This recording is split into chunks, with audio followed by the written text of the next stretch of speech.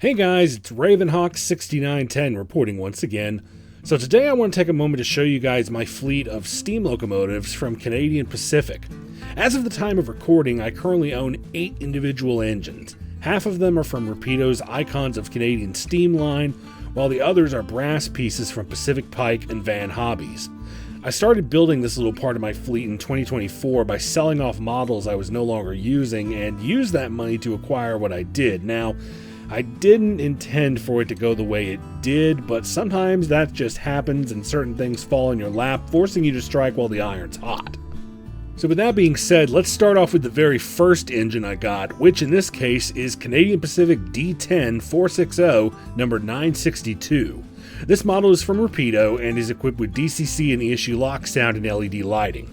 It's a mixture of die-cast metal and plastic, and overall is a good running model in a small package. Also, fun fact, the real 962 is the only D10 that was painted into CP's Tuscan passenger scheme.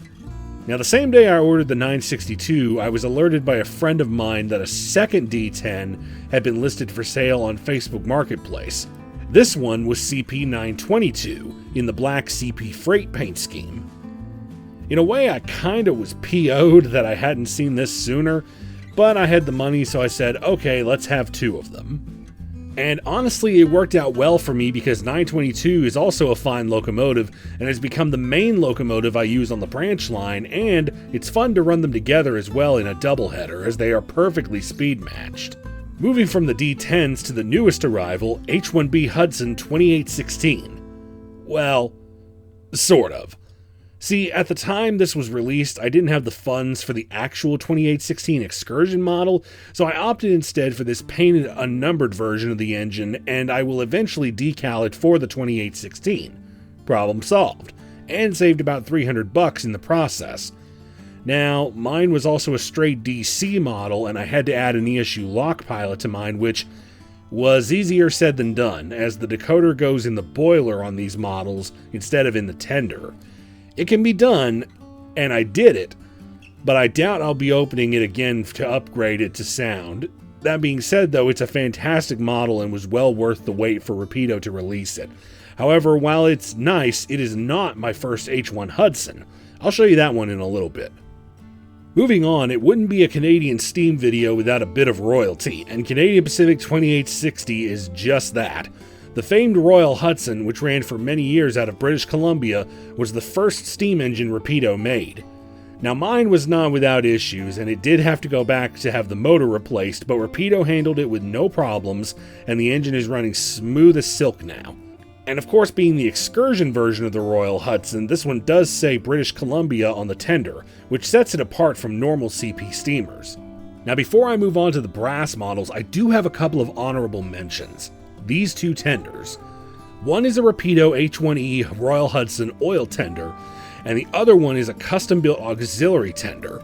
The custom tender I found by luck on eBay, and I'm planning to have a very talented individual painted into CP colors to be a good enough for government work version of 2816's water tender. The oil tender I got from Trainmaster Models and plan on making it into 2860's water tender from the 70s and 80s. I'll remove the CP lettering and add Royal Hudson in its place. But that's later, this is now. So let's go ahead and move the Rapido stuff out of the way and make room for the brass engines. Starting with the smallest of the batch, CP F1E Jubilee number 2911, built by Van Hobbies.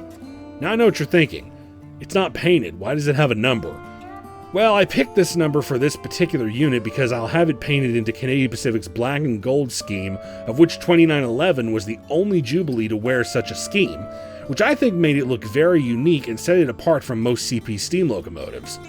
It's a really fine looking locomotive, and I can't wait for the day it wears that scheme. As an example of that scheme, we go from the smallest to the largest CP steam locomotive I own. This is Canadian Pacific Selkirk 2104 number 5935, which is a Pacific Pike model that was produced sometime in the 1960s. I got this model from the same individual who painted it for me, and as you can see, they did an amazing job painting this old girl up. Now you may ask why this scheme. Well, I wanted to have 5935 as she appeared towards the end of the steam era. It's more well known as it appears today in Tuscan and Gray at Expo Rail in Quebec. And that's cool, but I happen to like this scheme, and again, it makes it look different than usual. It's a fine locomotive indeed, though. One of my favorites. Up next is this Van Hobby's G3 Pacific. I haven't picked out a number for this one yet. This one is just like the Jubilee in terms of build quality and detail work, and I'm really happy to have it. It will likely also get the black scheme to show how it appeared towards the end of the steam era, and I think it'll look really nice once done. Finally, we have this one, H1A Hudson 2800. This one I got from the same people I picked up the 5935 from, though I didn't have them paint this one. At least not yet. This is also from Van Hobbies and is just as nice detail-wise as the Rapido Hudsons. The only real problem I have with 2800 is that it has a bit of a lean to it, and I'm not quite sure how to correct that. Other than that, it's a smooth-running model and will look great when painted. This one I can't quite decide on which paint scheme I want it to be in, but we'll figure that out eventually.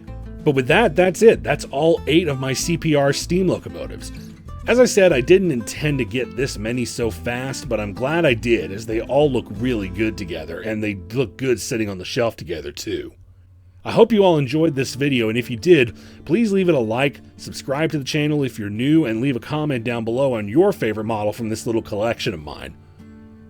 Thank you guys for watching, and I'll see you all in the next video. This is Ravenhawk6910, signing off.